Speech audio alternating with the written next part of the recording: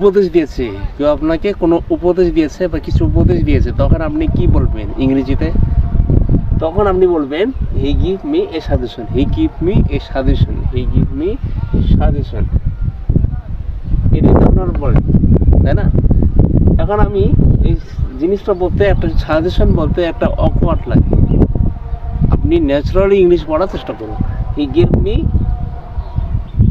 Some advice, he give me some advice, he give me some advice. সে আমাকে কিছু উপদেশ দিয়েছে। আশা করি ভিডিওটি ভালো লেগেছে। আমার ফেসবুক পেজটি লাইক, কমেন্ট, শেয়ার করুন। আর ইউটিউব চ্যানেলটি সাবস্ক্রাইব করুন। ধন্যবাদ। আসসালামু আলাইকুম।